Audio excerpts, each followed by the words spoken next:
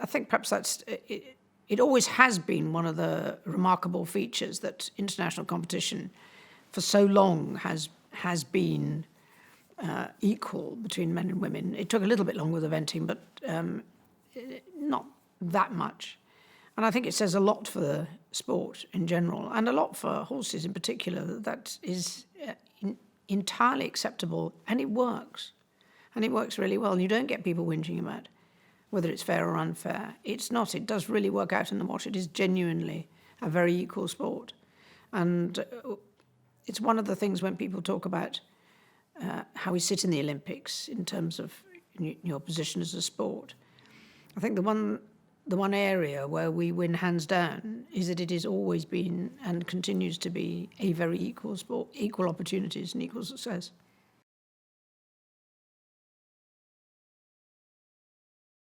I think it's really quite difficult to follow in your parents' footsteps in the same sport for a variety of reasons. I think that applies in almost any sport you can think of. She's very good.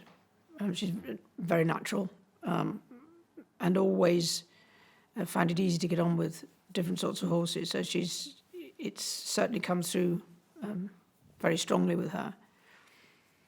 I know it's been a pleasure to watch. I have to say, it was almost more fun when she won a European Championship. I thought that was an extraordinary achievement for having a mother and daughter do that. Well, when I wasn't down to do the medal in London because that would normally be the president of the FEI, and Princess Hire actually said to me, "You ought to do it." And I said, "Look, I don't need to do that. I'm not down to do this. This is your event."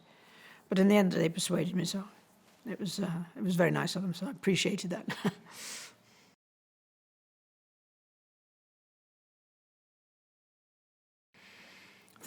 I think the GP team in Rio is the places. It's probably a more open selection process than it's been for a long time. There aren't quite as many very obvious combinations available, and Rio will be different. I think it's because climate and the way the competition has evolved. I don't see why they shouldn't be competitive. They should be with the sort of experience and the quality of horses that we have.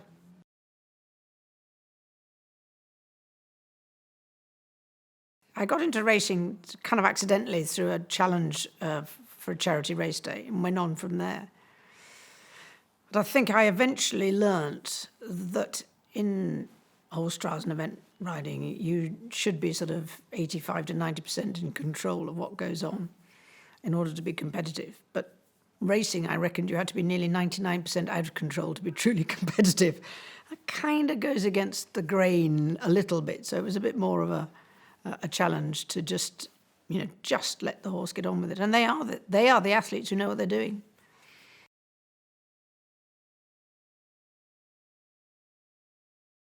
Well, for years I didn't really appreciate Royal Ascot, almost in any shape or form, and I eventually worked out that it is probably some of the best racing you see, flat racing you see in Britain, and certainly in a week. So I have since really enjoyed going, particularly, oddly enough, the first day's racing, but also that Thursday day, the Gold Cup day was racing. So I've grown to appreciate just the quality of the racing at Ascot, as well as the traditions and the atmosphere that come with it. But equally, Cheltenham has a lot to offer in terms of atmosphere. Different, very different atmosphere, but nonetheless very special.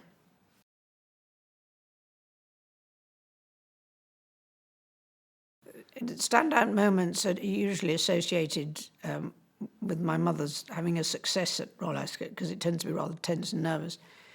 Oddly enough, before Estimates race, I wasn't really aware of just how real her chances were. So I was comparatively relaxed. So it was very exciting. No, anybody who wins the Ascot Gold Cup, frankly, is really pleased, and that was something special after how many years trying?